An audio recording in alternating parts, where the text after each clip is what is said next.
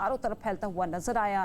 कई पदभार मुलायम सिंह जी ने उसमें मेरे दृष्टि से अच्छा योगदान भी किया। हमारे बीच में वो नहीं है, ये जानकर ही मन को अत्यधिक पीड़ा हो रही है। भगवान से प्रार्थना है कि मुलायम सिंह जी के आत्मा को शांति प्रदान करे और पूरे परिवार पर जो उनके निधन से एक आघात का पहाड़ टूटा है, उसको सहन शक्ति करने का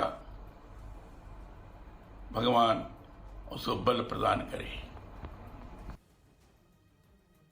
तो हर कोई उन्हें श्रद्धांजलि अर्पित करता हुआ मुलायम सिंह यादव, जो कि बचपन से ही सकारात्मक प्रतिभा के धनी रहे हैं, पढ़ाई में अव्वल रहे, मुलायम सिंह यादव ने लोहिया का अपना आदर्श माना।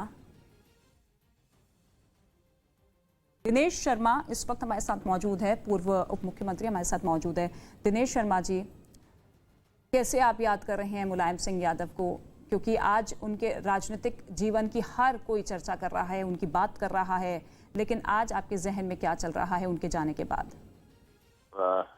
मैं इतनी कह सकता हूं कि ये बड़ा दुखद समाचार हम सबके लिए है। नेताजी हमेशा यादों में रहेंगे, उनकी तमाम बातें हमारा मार्गदर्शन करती रहेंगी। विपक्ष में रहने के बाद भी समय समय पर जब भी मिलते थे तो कुछ नया करने के लिए वो प्रेरित भी करते थे और नए टिप्स भी देते थे। किस प्रकार से इंफ्रास्ट्रक्चर को ठीक करना चाहिए, किस प्रकार से एक मेयर के रूप में मुझे काम करना है।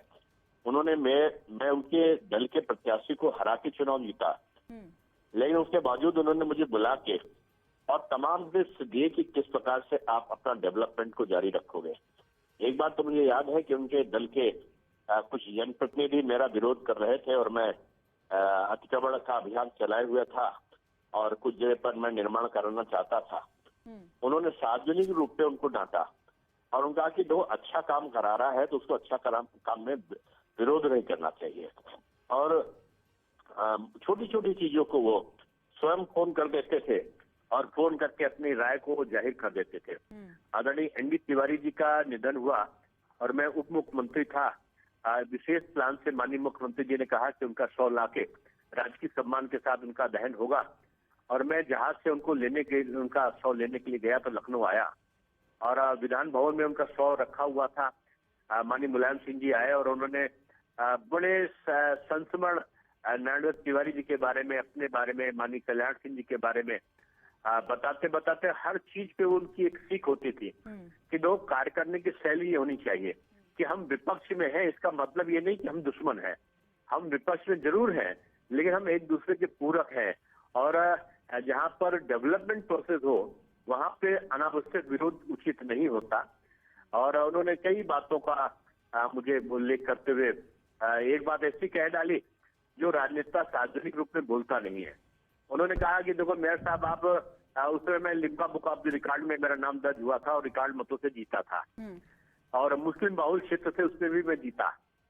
तो उन्होंने सार्वजनिक मंच पर से हजारों लोगों की सभा में कह डाला कि मेयर साहब, आपको जो है आपको मुसलमान और यादव दोनों ने भी और लोगों के साथ में वोट दिया है, आपको सबको साथ में लेकर चलना है। मैंने कहा मैं तो सबको लेकर चलता हूँ, तभी दिया है लोगों ने। लेकिन उन्होंने कहा नहीं, ऐसी बात नहीं, आपको अपनी करनी पे भी लाना पड़ेगा। और वो छोटी चीजों को भी बड़े बारीकी से समझाते थे, उदाहरण देकर समझाते थे। और उनके वहाँ जो भी मांगलिक कार्यक्रम हुआ, उन्होंने सब ये नहीं कि कार्ड आए, वो फोन भी करते थे और फोन करने के बाद किस समय आना है और कौन आम को रिसीव करेगा, कैसे कौन मिलेगा, ये भी वो तय कर देते थे। तो मैं समझता हूँ कि इतना बड़ा राजनेता बहुत समय तक याद में आएंगे।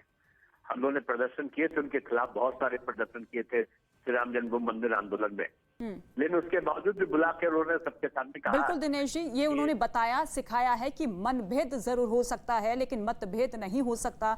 और ऐसे में मुलायम सिंह यादव को हर कोई अपना आदर्श मानता था, चाहे वो उनकी पार्टी के नेता। मगर जाना उसी के पास है, वही मालिक है। ये एक बहुत बड़ी चीज़ थी इनमें।